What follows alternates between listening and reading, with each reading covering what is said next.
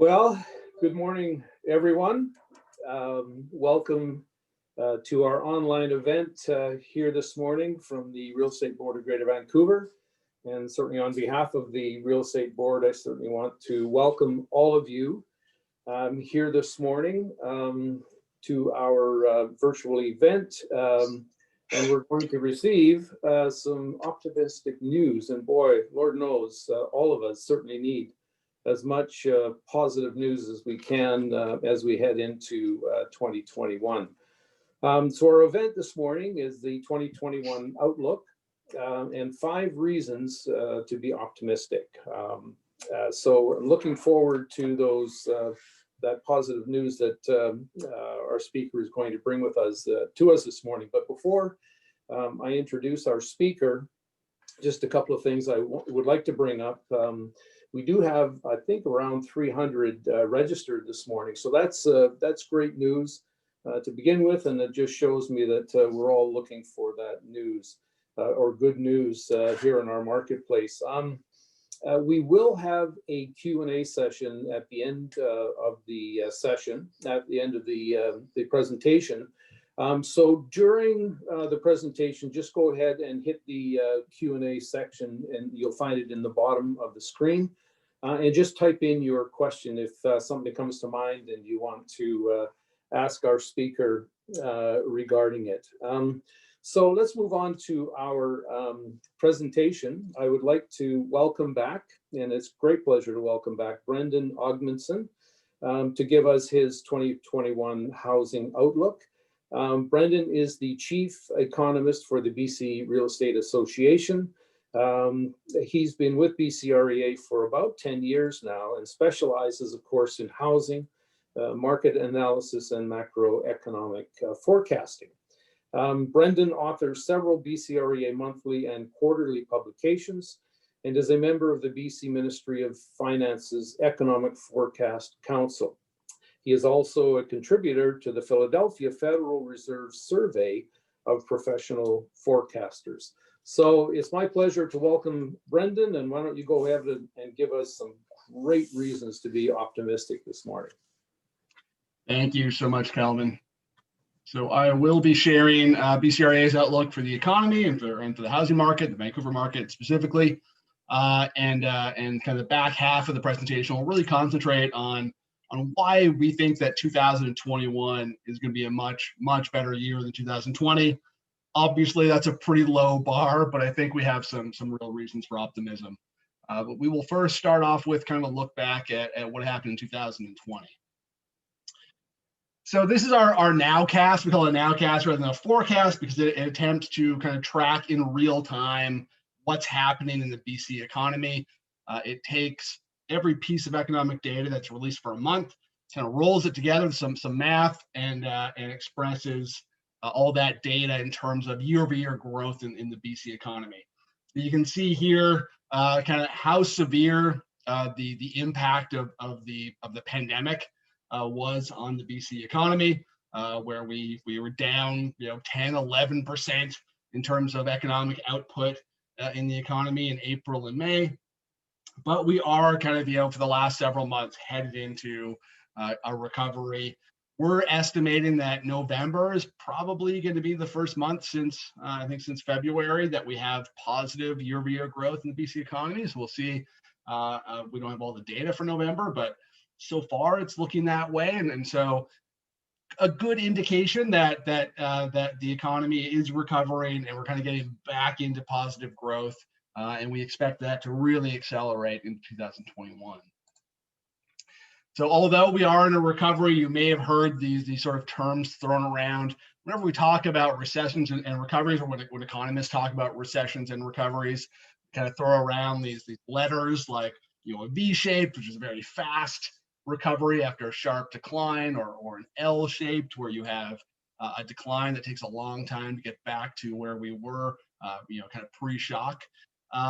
This one, I think, has been given most often given the moniker of a K-shaped recovery, which is really just a combination of those two ideas of a V and L shape, where some sectors are recovering really fast, others not so much. And I think these two sectors really illustrate that concept pretty well. If you look at residential real estate, that's a real V-shaped recovery. We had a sharp downturn and a very quick recovery. And then tourism, where things have sort of fallen to zero and are just really struggling, and it's going to be a while before things get back to normal. So I think that's really what the recovery is going to look like for most of the year until we have the pandemic behind us. And that even though we're in a recovery, it's not necessarily a smooth path. If you were in the restaurant sector in the summer, kind of looked like things were starting to get back to normal. We look at restaurant reservations, we were flatlining all through the spring and then started to tick a little bit higher. And then as the second wave hit, back to zero. So we're in a recovery, but it's not going to be a smooth path. There's going to be a lot of bumps along the way for certain sectors, especially.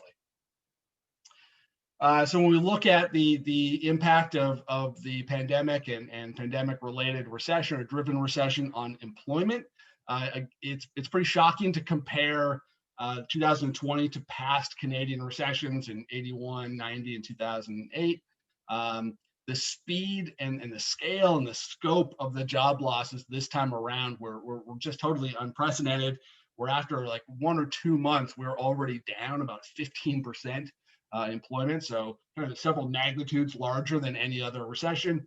But we've also, as the economy is kind of reopened, we've gotten a lot of the kind of low-hanging fruit sort of jobs back, and we're on a real path to recovery. But still, we're only about 98% or so of where employment was in February 2020 when this all kind of started. So a bit of a ways to go, but we're on the right path. I would expect that it'll be a bit slower of a grind back to normal from here.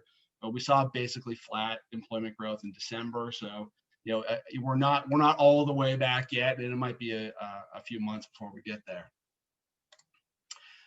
So even though the economy has clearly struggled all year, you would, if you were looking at the housing market, you'd be really hard pressed to find a recession at all. The housing market just sort of went beast mode on the recession, and just shrugged it off completely.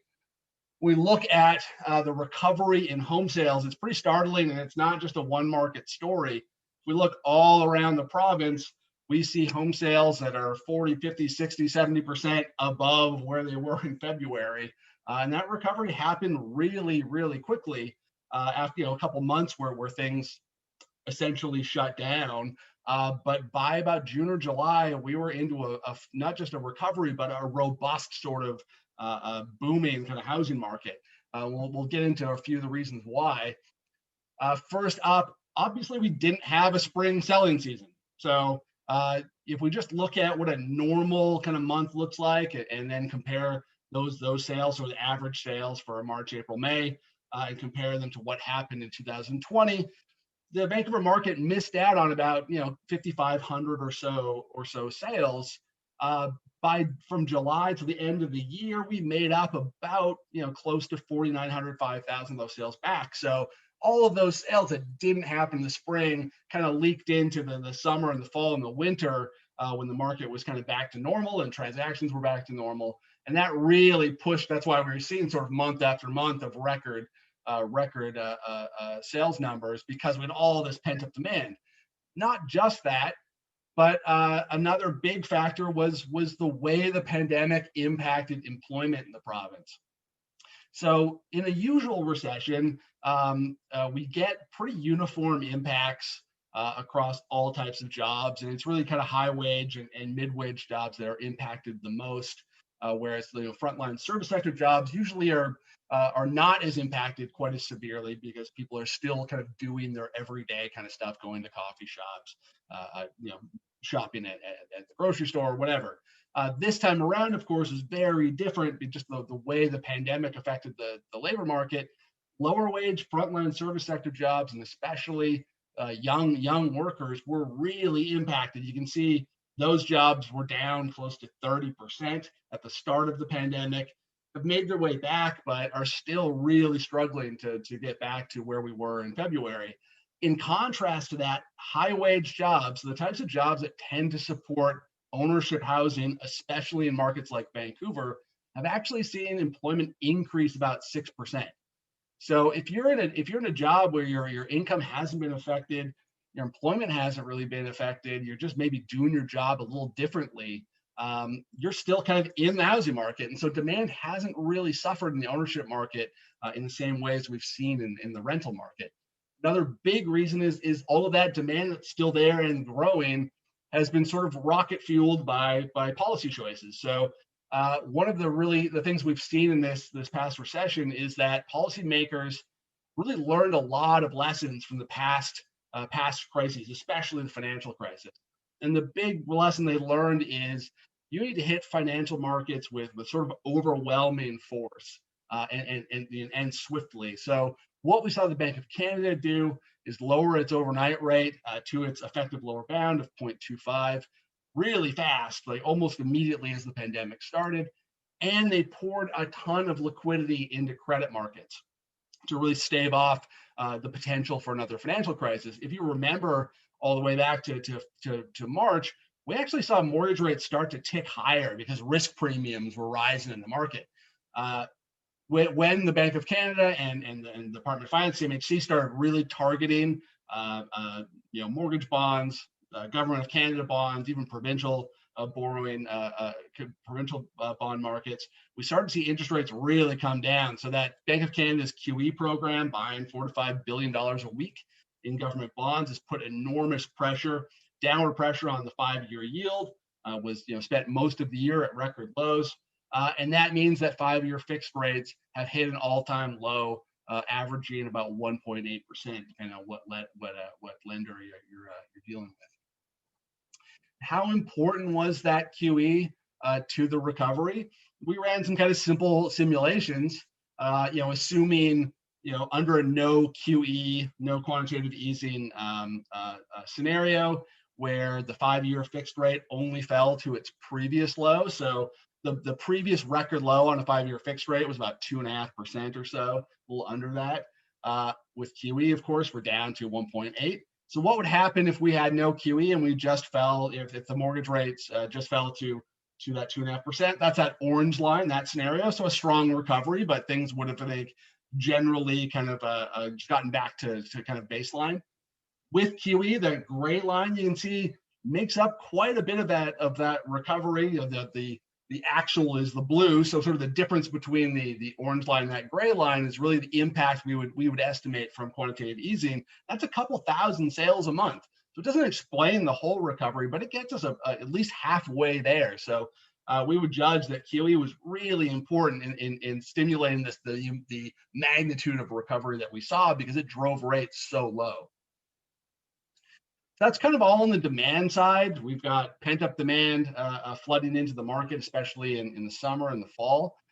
We have, of course, record low mortgage rates, and we have the really kind of odd impacts of the pandemic on labor markets, where we see high wage jobs actually still growing in a very challenging economy.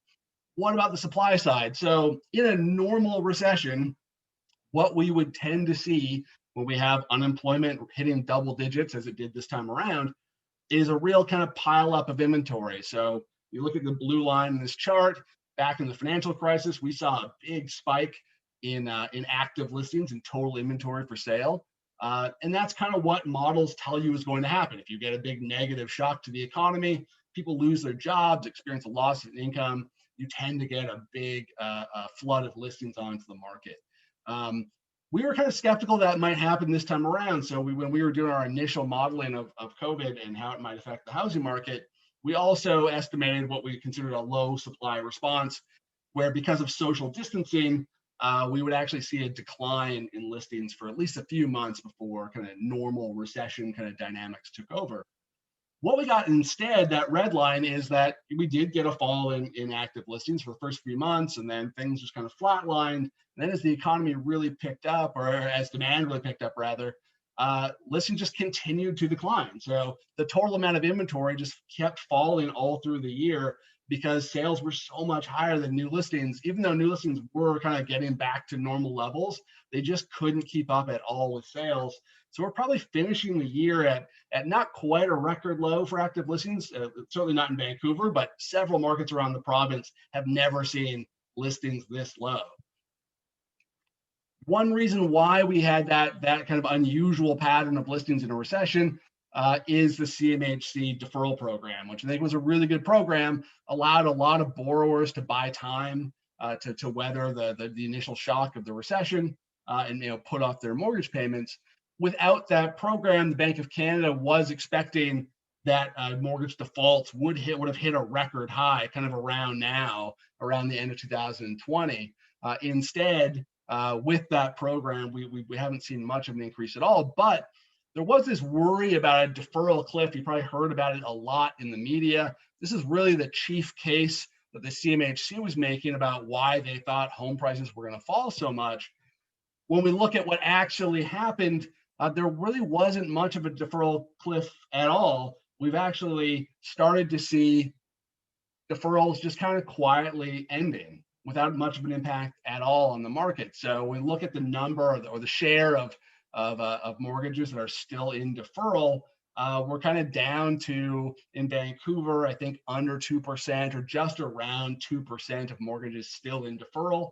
And as those programs ended, we didn't really see much of an uptick whatsoever in listings or defaults. One of the reasons, again, is that overwhelming policy response. You can see very early on, this is from the second quarter, the government of Canada just threw a lot of money at this problem. So even though we saw a huge decline in compensation over the second quarter, so people were, income was falling, the amount of transfers from the government was such that disposable income actually ended that quarter a few $100 billion higher, in spite of the economy contracting at a historically large rate. And we saw most of that money going into savings. So we had this huge amount of savings, not just from transfers, but from just precautionary savings by Canadian households. And when surveyed, most Canadians thought they were going to use that extra savings to either pay down debt or save, or a lot of that I think ended up in the housing market, or they were just going to save for precautionary reasons. So the result of a lot of those programs that the government rolled out, like CERB and others, is that instead of being in very rough financial shape, households are actually coming out of this recession in pretty good shape, with their balance sheets pretty intact, with a lot of savings. We look at past recessions, the financial crisis especially, where we saw a big spike in bankruptcies, a very large increase in mortgage arrears. This time around, bankruptcies are at a multi-decade low, and mortgage arrears had an initial uptick, but have started to come down in recent months. So households are in pretty good shape, and so they're not desperate to list their homes, and as a result, we're coming out of a very serious recession. Vancouver is at a level of listings that is not just low, for compared to kind of average. It's extraordinarily low considering that we're coming out of a recession. And the last time we were in a recession, we had listings that were almost twice as high. So we got all this demand hitting a pretty undersupplied market. No surprise then that we're seeing some pretty significant upward pressure on home prices, especially in single detached. So all of you watching this know there's been a real demand for single detached because of the pandemic. That's one of the big trends we're seeing. Single detached ended the year with their HPI benchmark up 10%. So, when we look at what's going on in the Vancouver market, there's this real drive for space.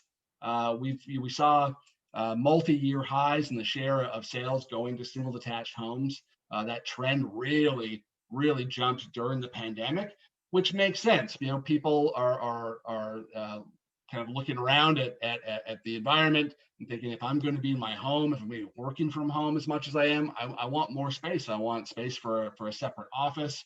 If I can get it, I want a yard to do some socially distanced entertaining with family and friends. And so we've seen an enormous amount of demand shift towards that part of the market, not just in Vancouver, and really even more so in markets on the island and in the Okanagan. So this is a trend we're seeing all around the province. So where does that leave us to set up 2021? We're at a level of listings that's about 12% below normal for this time of year. We're at a level of sales that's about 26% above normal, and therefore a level of inventory or months of inventory at the current pace of sales that is over 25% below normal. What does that generally mean for prices when we kind of look back on in history, look at the data? That means we're going to see probably something approaching double-digit upward pressure on prices.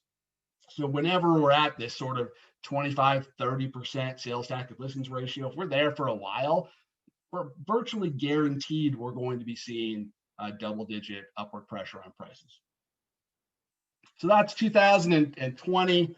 Fortunately, a flaming wreck behind us at this point.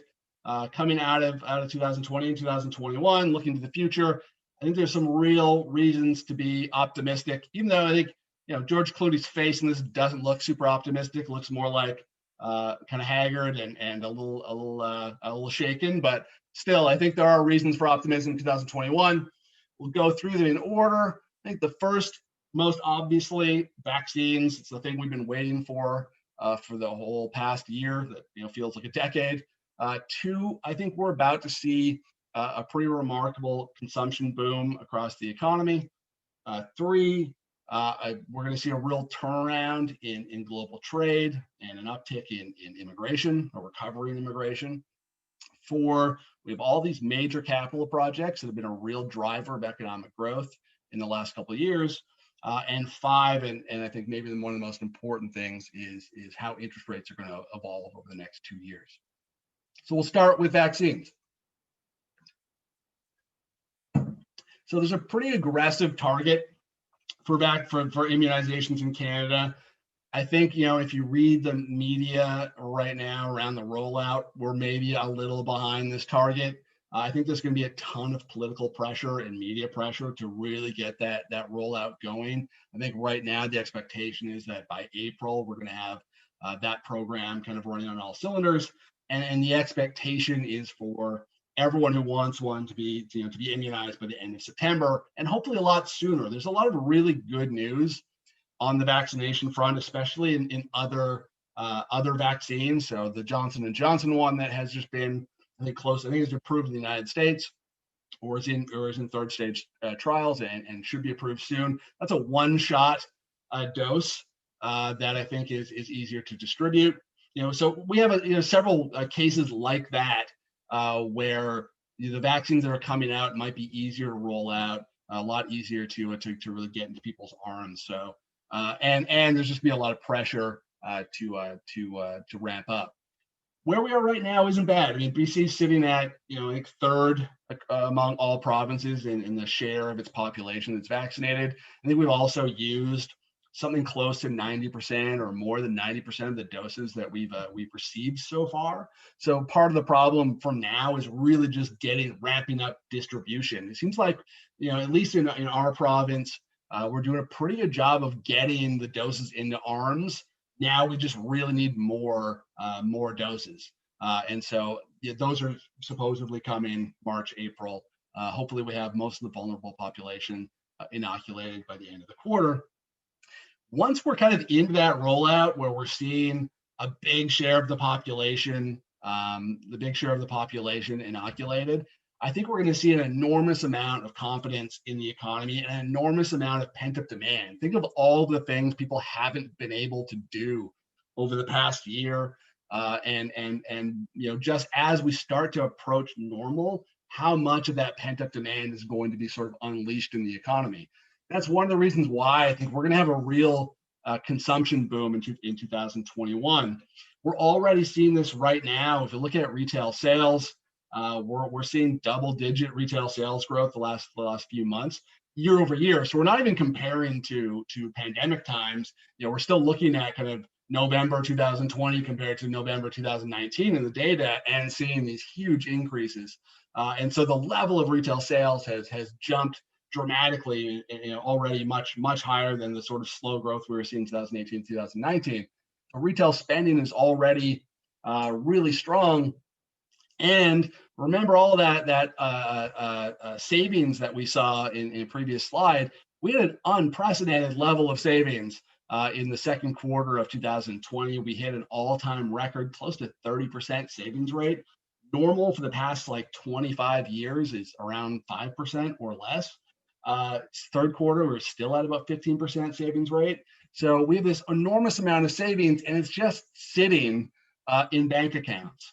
So looking at personal deposits in Canadian bank accounts, looking at the trend pre-pandemic to where we are now, there's $75 billion just sitting in Canadian savings accounts, kind of waiting to be spent. That money is going to find its way into the economy. It's going to find its way into the housing market over the next year as things normalize. So we're expecting really strong consumption spending next year, probably something approaching about a 5-6% increase in consumption next year. It doesn't sound like a lot, but a 6% increase in consumption spending across the economy is an enormous amount. So number three, I think global factors. So we're already starting to see an uptick in exports as the global economy is starting to kind of get back to normal a little bit, as our export markets are starting to open up, and we're seeing that trend really reverse after 2018, 2019, where we had a lot of really needless trade wars. We had a lot of tariffs put on BC products, especially in the forestry sector. And now I think we're going to see kind of a rationality coming back to global trade. And I'll let you fill in the blanks on why that rationality is returning. So secondly, so another global factor, immigration. So with closed borders, obviously 2020 was a pretty low year on the immigration front. Immigration is the biggest driver of population growth in BC. So we saw pretty slow population growth as well. But we also have extraordinarily strong immigration targets set for 2021 to 2003. So the federal government upped its target for immigration by about 50,000 people in 2021, 2022, and 2023. So they're expecting or targeting 400,000 plus immigrants each of those years. BC tends to get around 15% or so of that immigration target. So we're expecting, especially, this is probably more of a second half of 2021 or early 2022 story, but we're expecting a real strong uptick in immigration and population growth. That drives housing demand. All the, we expand the population, just a natural driver of housing demand. One more reason why we're going to see, I think, really strong sales in the next few years. We already had, 93,000 sales in the province this year with essentially closed borders. Once we get to 2021, 2022, 2023, with normal and actually much higher immigration, we're going to see extraordinarily strong housing demand. And then third part of the global factors is tourism. Tourism is essentially at zero right now. But if you ask people, 70% of people are really want to travel once this is all over. Tourism is about an $8 billion business in BC. It's about 3% of BC's GDP. So once borders open up again and people are coming back into Vancouver, I think we're going to see one other part of the economy really starting to turn around. And that's probably end of 2021 as well. So number four, major projects, especially LNG projects and all those big capital projects happening all across the north. If we look at the impact of those projects in 2019, so the last year where those pipeline projects and LNG projects were really starting to kind of to ramp up, we saw of the 2.7% growth in the economy in 2019, 2% of that was just from those capital projects. In 2019 with the pandemic, a lot of the projects had to be sort of tools down for most of the year. But now, they're starting to ramp up again, and we're going to see that spending really start to accelerate in 2021. Probably see non-residential investment increase by maybe 20% next year. That means about a 1.8% impulse to GDP. And that's going to really make a difference to overall growth, especially when we think about a consumption boom that's going to see consumption spending by households growing at probably the highest rate in a decade. We have our export market turning around, and now we have these major projects that are going to probably contribute at least 2% to GDP. I think we're going to see the BC economy growing at about 5%, maybe more.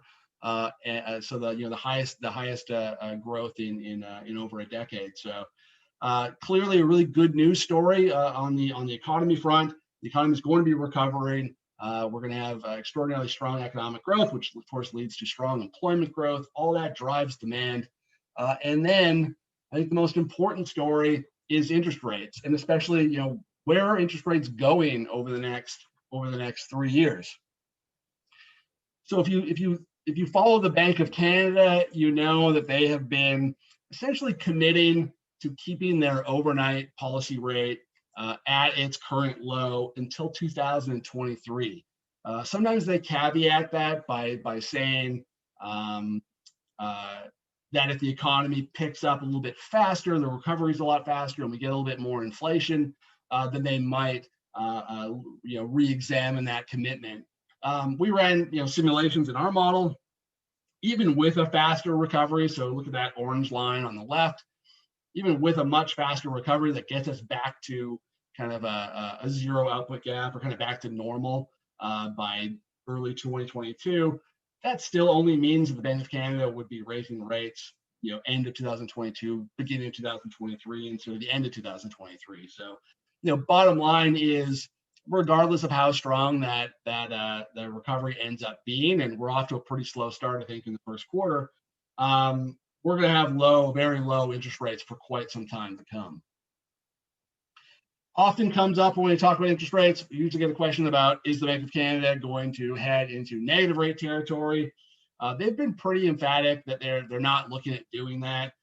Tiff Macklem, the governor of the Bank of Canada, has sort of said everything but, no, we're definitely not going to have negative interest rates, and for a good reason. There's sort of emerging literature on negative interest rates that kind of shows that it doesn't really do much for loan growth in the economy. So obviously, you're trying to stimulate lending with these extremely low interest rates, and it seems to actually work in the opposite.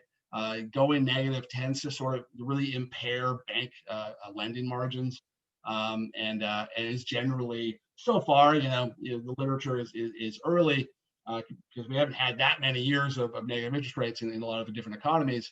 But it seems like it's not really that helpful, and it actually might be pretty disruptive to the economy. So I would probably, if you're thinking about the Bank of Canada maybe going negative, it's really unlikely.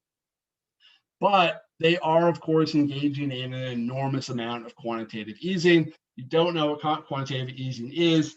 The Bank of Canada is spending about $4 to $5 billion every week, swapping cash for Bank of Canada bonds, usually 5-year Government of Canada bonds, swapping those for cash, giving Canadian banks cash or bank reserves for those securities. So what that means is there's an enormous amount of liquidity in the sort of overnight lending market, and at the same time as enormous downward pressure on medium-term interest rates, because you're taking those bonds out of circulation. You're kind of forcing up bond prices. That lowers yields on those securities. So it clearly is working. When we look at what's happened with 5-year yields, they were as low as, I think, 0.3% for much of the year, and that, of course, is a direct translation to mortgage rates.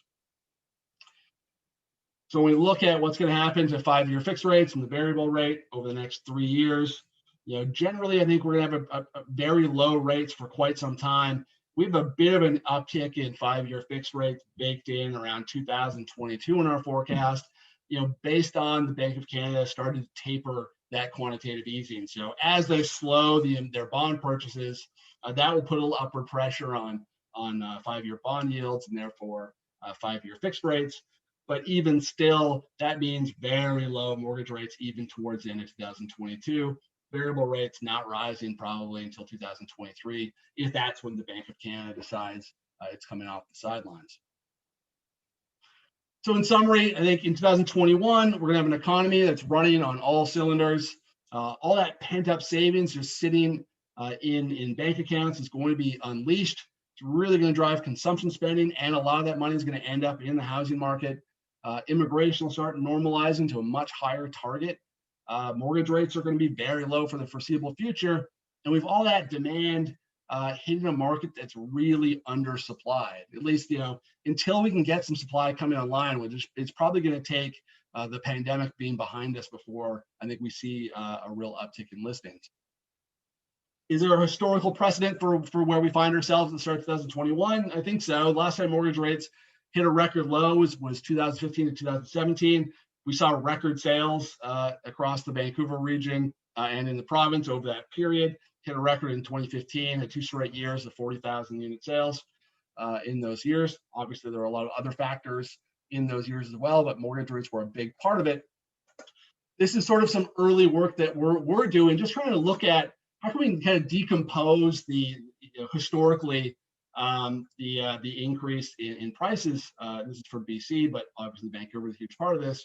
And I think we're kind of in a very similar point right now as we were in this kind of 2015 to 2017 period, where we have a lot of pressure, upward pressure on prices from mortgage rates, probably more so than in those years. We have very little supply, so upward pressure from low supply as well. And then we're going to have, I think, a pretty big demand shock putting upward pressure on prices too. So, we're really in a situation where all parts of the market are really kind of pointing to there being increased upward pressure on pricing. Of course, in 2016, we had that foreign buyers tax. Not sure we're going to get a similar government intervention this time around, but certainly something to watch out for. So for our forecast for 2021, we're expecting just under 40,000 sales across Vancouver this year. That's about a 22% increase over a decent 2020. And then as I think things start to kind of normalize a little bit from a very strong 2021, we'll just kind of get back to normal 36,000 sales in 2022. Still a pretty strong year, but really just kind of coming back to kind of equilibrium. And that means probably about an 8% increase in the benchmark price. So maybe more on things like single detached. Obviously, we ended the year up 10%. So I think we're still going to see those types of upward pressures, especially in that part of the market, but maybe a bit more a softness in the condo sector, at least for the first half, until we get those normalized immigration numbers, a normalized student housing demand as well. So things that kind of drive at least the parts of the apartment market in Vancouver.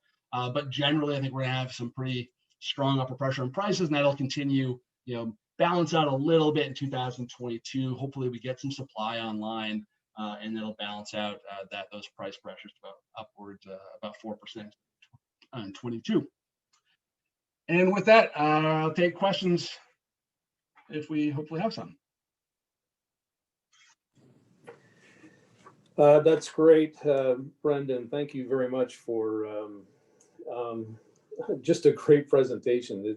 I couldn't help but reflect on how positive everything is with the last half of 2020, and then moving into 2021. It's like we're not facing the greatest threat that we've ever faced in our lifetimes, and it's an amazing irony, isn't it? The what's happening here. So, but we're feeling it certainly within our own areas here. In selling real estate, everything that you've gone through today, it supports what we're seeing in our marketplace. So let's hope. We certainly have hope after seeing this here this morning. But I do have a few questions for you, and we'll go through as many as we can. We probably won't get to all of them, but the first one is, Brendan, do you feel double-digit upward pressure on price will apply to the condo townhouse market as well? No, I think when we look at the challenges, especially in the apartment sector, I think, we started the year already with some challenges there, especially on strata insurance and some other issues. It's also the part of the market that is going to be seeing the most supply hitting the market eventually. Obviously, we're completing about 10,000 units a quarter across BC. I think in Vancouver, that's 6,000 or 7,000 units a quarter. There's a ton of condo construction going on across Metro Vancouver. It's over 40,000 units, I think, under construction. So that's a market that's going to be well supplied, and also just seeing its demand starting to recover probably in the latter half of this year. So, we're still seeing 2, 3, 4% increases in apartment prices. I don't think we're going to get to double digits. On the townhouse side, townhouses obviously are a good substitute for single family homes, which are out of reach for a lot of people, especially in Vancouver. So I think we'll still see some upward pressure there, maybe approaching double digits. It's just that there's not a lot of supply of townhouses either. So it's one of those things where, the demand for them would probably be a lot higher if we just had a lot more of that type of product. Or the sales would be a lot higher if we had that more of that type of product. But we'll see. It certainly, as a substitute for single detached, it does give you a lot more space generally, and sometimes a yard. I think that's still going to be attractive, but we are seeing in that part of the market is still also competing with other parts of the Lower Mainland. So if you're looking at perhaps buying a single detached home in Chilliwack or just outside of Metro Vancouver versus a townhouse where you can work from home, so your competition in the townhouse part of the market is probably a bit different. Great. Another one here in regards to tourism and savings. How will travel affect savings, investments in real estate once we're allowed to travel freely again? And how much will tourism affect our economy? Yeah, I think it's both sides. So, we're not the only economy seeing this level of excess savings, right? So obviously, I know I can't wait to travel outside of Canada once it's an option, but there's a lot of people that really want to travel to Vancouver as well. We're always a tourism destination, so it's kind of whether it's zero sum or we come out ahead or whatever. Obviously a big chunk of a lot of people's savings is from vacations they didn't take and they're going to be taken eventually. But that's sort of two sides of that coin. There's a lot of people around the world that also want to travel here and have been building up savings. So I think once the tourism sector gets back on its feet, that's just really a positive for BC. Right. It reminds me of for 1 year in school, I worked on a farm, and in the spring when the cattle were let out of the barn, it was unbelievable, right? They just ran around, and I think it's going to be the same. I'm hoping we'll be back to complaining about too many tourists from cruise ships downtown Vancouver at some point soon. But. Yeah, very true. I think you've answered most of this one here, but specifically, do you think the condo market will outperform the detached market in 2021? I don't think in 2021. I mean, this is one of the things I'm really wrestling with is it's kind of a behavioral economics thing where how deep is the scar from the pandemic in the minds of buyers. So even once the pandemic is over, you got to think that people are still really going to want to be looking for space, in anticipation of, well, what if this happens again, right? And I think that's how deep that scar is will really, I think, will really kind of drive how much of the overperformance we continue to see on the single detached side. Obviously, that's a really limited market too. So it can only, sales in that market can only be so strong because we don't make any more of that. I think in the condo market, it's going to be a lot stronger probably in 2022 than 2021. So I'd watch for our borders opening up, especially students back in seats at universities by next September, which I think is the plan.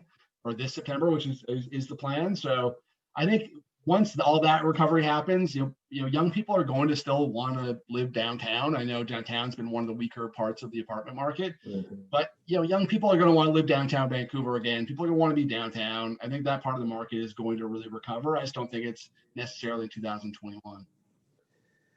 Great. Interesting in relation to the bigger picture cycle, especially down south, and the instability that we're seeing in the U.S. How is that going to affect us going forward, do you think? Hopefully it won't affect us as much after five days from now.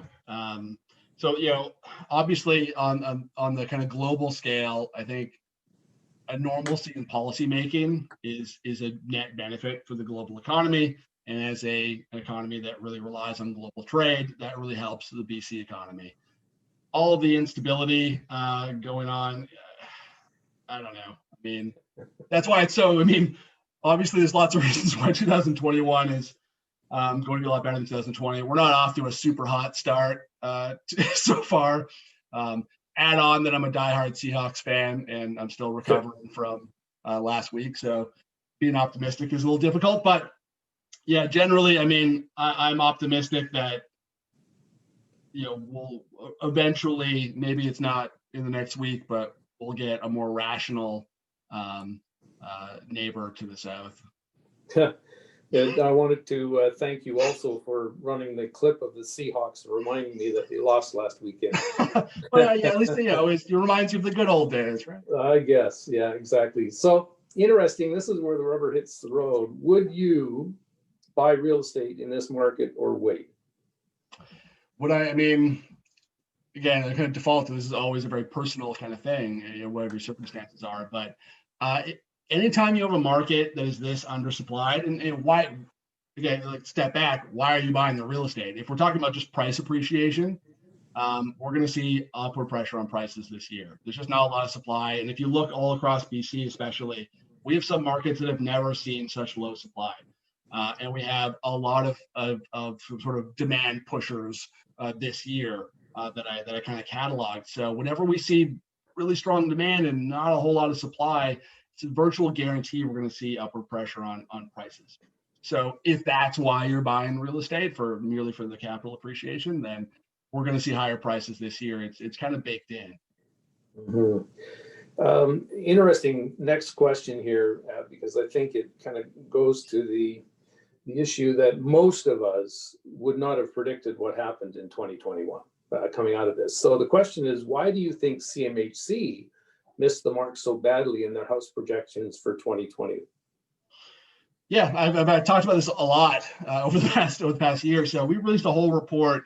We originally made our forecast around the same time as CMHC, and we were expecting generally a recovery that would happen. We were expecting obviously a very rough spring, a slow recovery through the summer, and then we'd be back to our kind of pre-pandemic baseline around now. So to start this year, what we got instead was a extraordinarily strong recovery. So we certainly missed how strong the recovery was going to be, as everyone did. I think the CMHC's big problem was that they really treated the supply side in a way that over time made less and less sense. So they were expecting really a huge flood of supply onto the market, which is what you generally get in a recession, right? When you have 13% unemployment, which is what we had in the province at one point this year, that usually goes hand in hand with a big spike in supply, except this time around we're in a pandemic. So I think if they thought a little more about it, they probably would have come to a different conclusion that, well, maybe listings actually aren't going to be hitting the market because, especially when you factor in all the government policy that was keeping people in their homes, we weren't going to see a big flood of supply. People didn't want to have a lot of strangers coming through their homes, or they don't want to list their home in a pandemic, or if they're in certain parts of the country that are a bit of a refuge, like on the island or in the Okanagan, like they weren't going to list. They're not going anywhere, right? So there's a lot of reasons why supply was being held back that I think they probably would have figured out I think that forecast that they made became more philosophy than economics at a certain point, which they haven't really revisited it yet either, which is despite evidence all kind of in the contrary. So it was obviously a very challenging year for forecasters, but that's why you forecast often, because things change and That's right, exactly. Interesting. The elephant in the room, of course, and it's part of our discussions, even over coffee in the morning, I always meet with a group of people and just discuss a lot of things, and that's the increase in government debt. What will be the long-term impact, in your view, of that debt, that increase on the economy? Debt increase. So I think the big mistake governments could make this time around is doing what they did after the financial crisis, when they were way too quick to adopt austerity measures, which really stifled the recovery. Right now, the government of Canada can borrow for long term for free after taking out inflation. And so now is the time, when we're recovering from essentially a natural disaster, to use that borrowing capability to make sure that we can kind of heal the economy as much as possible. We will have to reconcile with the impacts of that debt at some point. A lot of the deficit will take care of itself as the economy starts growing and tax revenues get back to normal. So it's not necessarily like a big structural debt, because a lot of the spending isn't permanent. But clearly we're going to have to do something about it at some point. Bond markets aren't concerned at all about the trajectory of the debt. We just look at borrowing costs for governments in Canada and the United States. Everywhere where we're seeing a big accumulation of debt, bond markets are experts in evaluating the ability for governments to repay, and they're not concerned at all. Governments can still borrow extremely cheaply. So I'm not super concerned. The one part of it I'd be concerned about is governments eventually looking for revenue and looking in places like real estate. You see this with the federal government is already floating a national speculation tax, whatever that would look like. We're certainly at the Provincial Association doing all we can to remind the federal government that we already have a few empty homes type taxes, especially in Vancouver. I don't think we need a third in the city of Vancouver. I'm not sure what that would do. We already know from the speculation tax data that it didn't really impact affordability, and it's really at this point just a revenue kind of issue where it doesn't actually have a market impact. It's just a way to drive government revenue. It's like an extra PTT. So do we need a third? There's not gonna be any behavioral impact to a third tax on the same thing. Right. So we're I think hoping you're right. at least get grandfathered out of any kind of a national speculation tax. Right. It is concerning because, of course, as we know, government has an insatiable appetite for revenue. They need it, and that concerns me. I know it's been floated out here, even with the school tax or the capital tax or the asset tax that we call it. Even lowering the bar on that rather than the 3 million, bringing it down to 1 million. Have you heard anything? Yeah. It's one of those things. Unfortunately, the most popular tax is the tax that you don't pay, and most people don't pay that tax, so it polls very well. Right. Exactly. Interesting. Do you have any thoughts on if the stress test will be modified? Yeah. I mean, obviously that was going to be modified in April before the pandemic. It was slated to be changed, at least for insured mortgages, and I think there was the idea that OSFI would be in for B20 as well. That's a terribly written test. Like the first time around with B20, where if you follow, especially posted 5-year rates, they don't reflect market conditions at all, and they haven't since about 2017. So the 5-year posted rates, which is sort of what the stress test defaults to under these conditions, only fell from 5.19% to 4.79% at a time when we hit absolute record lows in underlying interest rates. So those were going to be changed in April. It would be a great change just to harmonize the rule. Instead of qualifying at 4.79, you'd be able to qualify right now at about 3.8. It'd be a much better, more fair way to do a stress test. I don't see it as a big priority given how strong the housing market has been for the federal government to address it, even though they were planning to fix it before the pandemic. So I would love it if they did. I don't think that they're thinking about that as a priority right now. Right. Two questions here that you've touched on a little bit before, but they're asking about how do you foresee the market in the valley with respect to people realizing they can work outside of the city, and what do you think the pressure will be on rural and recreational property in particular with the excess and savings? Great question. I think the valley is going to be really strong, for a number of reasons. We're already seeing really strong sales in the Fraser Valley. We have Actually, I can bring up, I have some, I did prepare some extra slides just for questions, and this one actually fits pretty well. Let me say, all right, you can see Jeff Goldblum. This one. So we look at the valley and look at where we're seeing the most population growth. And Surrey obviously is the most obvious, obviously the most obvious story. Surrey is seeing incredible growth.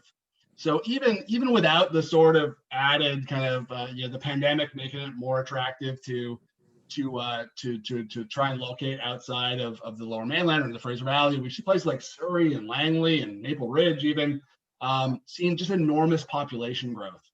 So, and that's going to continue for the next 5 to 10 years, especially because a lot of that population is millennials aging into their kind of first kind of household forming years. So all those young people looking for a place to live, and generally that's going to be outside of the big Metro Vancouver suburbs and into the valley. Even places, we look at places like Chilliwack, which right now, as of the end of the year, only had about 400 total listings. That's a city of 100,000 people or more. They have 400 active listings because there's so much demand in that market. So we're already seeing a flood, especially of young people or people that really want space, heading out to the Fraser Valley. And when we talk to realtors on the island or in the Okanagan, we're hearing a lot about people accelerating their retirement plans, buying acreages. People really want space right now, and it's sort of more affordable and more achievable work-wise to relocate outside of Vancouver. So I think that the story, the Fraser Valley is going to be really strong for the next 5 to 10 years, just from demographics alone. And then you layer on all this other stuff. Right. No, I totally agree with that. Capital gains. Are you hearing any scuttlebutt about capital gains changes in regards to principal residence? No. So this is something too that it pops up every once in a while. Usually someone loosely connected with the government says something about capital gains on Twitter or something, and then it becomes a story. Every single time we talk to our counterparts at CREA, we talk to the federal government, or we talk to the federal government, it's not something they're considering. It's political suicide. I can't imagine. I mean, people who own homes vote, right? So I think they know that it's political suicide to have a capital gains tax. I don't think it'll happen. There's, I would be shocked. Obviously, you would never, take anything off the board, but I think it's a really low probability just because it's death for a government. Right, exactly. So maybe we've got time for maybe one more question here. And of course, when real estate starts to get really busy, sales activity-wise, the government tends to try to control it by taxing it. And so the question is more to municipalities. Do you see municipalities themselves starting to move into trying to increase taxes and actually help the building process to move a little faster? So kind of two parts to that question, in trying to get more revenue, but also increasing the building process. Yeah, on the municipal tax side, I'm not sure. I don't necessarily follow that close enough. I know that I think City of Vancouver was increasing their property taxes. Is that right? Yeah. I would hope that most governments are coming around to the idea that supply is a real issue. And I think one of the disconnects and one thing one of the pieces that I'm writing, hopefully to release in the next month or so, is really looking at, I showed a slide of it, but looking at home prices and figuring out over time, where is that pressure coming from? And where can policy help? So we've had all of this demand side policy that demonstrated time after time after time has a very temporary impact on the market, and then we're right back. So the best that the demand side policy can do, especially taxes, is buy time for you to get more supply to the market. Except we keep buying that time and then doing nothing with it. So we just keep getting back to these points. And when we talk about supply, I feel like there's a disconnect between realtors and the rest of the world, where we talk about supply as what can I buy in the market right now? And in those terms, we are very undersupplied for whatever reason, we're increasing the housing stock, not nearly fast enough, but we're trying. We're really bad at matching supply and demand, but we just can't get listings. If we look all across the province, listings are extremely low. We haven't been able to build inventory back up to a level that is conducive to just calm, kind of balanced markets, and we need to look at why. And part of that, I think, is we just need to really expand the housing stock a lot faster. We need to do a lot better in the city of Vancouver, where it's kind of zoned to be expensive.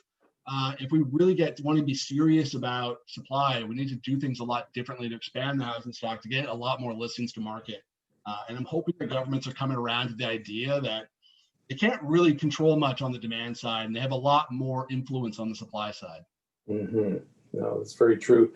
Well, I think we're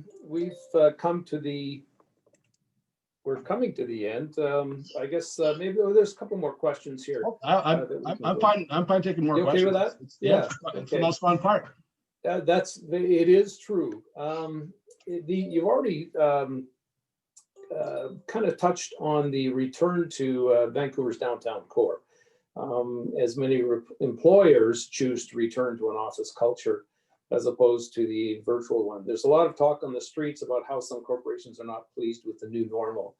How do you see that happening? You did touch on the fact that you think that people are going to start coming back to, and the condo market downtown will start to increase, but maybe expand on that a little bit. Yeah, it's one of the big unanswered questions, I think, and outstanding questions is, how much is a work from home model going to last past the pandemic? As someone who's been working from home for the past several months, really looking forward to getting back into an office. I like being in the office. I like the people I work with. I like being around them. Maybe it's kind of a hybrid model where you work from home a couple times a week or when you need to more often. But I generally think that, especially for larger organizations, you kind of want everyone in one place a lot of the time. So, it really depends on your job, and maybe we will see a lot more working from home in general. But I think we're going to get, it won't be exactly the way it was, but I think it's going to be a lot closer to the way it was than something radically different. Mm-hmm. Interesting. We haven't had a question regarding rental rates, but here's one. Are they going to be lowered with the new inventory coming, do you think? Yeah, so it's hard to tell what's going on. Obviously right now the rental market had a short-term shock because it didn't have, nearly the demand that we would normally have, especially from students, and we had very low population growth. And then on the supply side, there were probably more listings because, investors were, looking ahead and not seeing an ability to fill those units. We are going to have a lot more inventory, and we're going to have a lot more primary rental come onto the market as well, as the government sort of prioritizes building that. But there's a lot of demand. And again, we look back to demographic drivers. We have a huge wave really in the next 5 years of millennials forming households for the first time. So getting out of hopefully their parents' houses. As someone with teenagers who will be looking at this problem in a few years, I'm hoping that eventually they leave at some point. So there is going to be a lot of that demand, and we're still seeing vacancy rates that are pretty low, even with a pretty major shock to rental. So as things recover, we're not anywhere near having enough supply still. So I wouldn't expect a lot of downward pressure on rents. I think rents are continuing to grow, where they can above inflation, simply because there's a huge amount of demographic demand, and we're still really bad at supplying that demand quickly. And we're starting from a really low vacancy rate. So it's going to take a really long time to get anywhere near kind of a normal rental market where it's kind of easy to find a space. Right. One interesting observation and question is in your reporting, especially when it goes to the media, and the media reports your press release and in regards to housing and numbers. As we know, every market is so local and specific. How do you balance what you say in those press releases because each realtor in their local market is dealing with their clients the night before and telling them to reduce their price or accept a lower price. But out comes a report the next day from BCREA and the economists saying, boy, we're flying and things are so great. So how do you balance that, knowing that it's going to affect the way realtors do their business? Yeah, I mean, it's difficult because obviously if we're, especially now, if you're looking at the numbers across, across the province, and we're seeing 20% increases in sales and double-digit increase in prices, that's the story. We always try to default to, this is the story at a high level, but things could, we have a monthly video where I say this every single time. This might not be reflective of what's happening in your neighborhood, so contact your local realtor, because realtors know best about what's happening, especially, the more granular you get. So as much as we can, what gets in the media is kind of what they decide, not always what we say. But we always try to default to your realtor is going to know best about your local conditions, what we're reporting on aggregates. Right, exactly. Well, Brendan, that's fantastic. I must say, I certainly thank you. I've really enjoyed your comments this morning, the optimism that you brought. It's hard for economists to be optimistic. So, well, you did a great job this morning, and I think we can kind of rest easy that it looks like our market is going to continue into 2021, and that will be great for all of us during this very difficult time right now. But we'd like to also thank everybody here who joined us for this great, for all your feedback. And but we'd also like your feedback on this session. So when you log off, they'll take you to a link regarding the event survey. And we just would really love your thoughts on that. So thank you very much for everything. And one last thing, the elections for the Real Estate Board of Greater Vancouver are now open as of today. So make sure your voice is heard and go up and vote. Thanks, everyone. Enjoy the rest of the day and enjoy 2021. Take care. Thanks, everybody. Bye.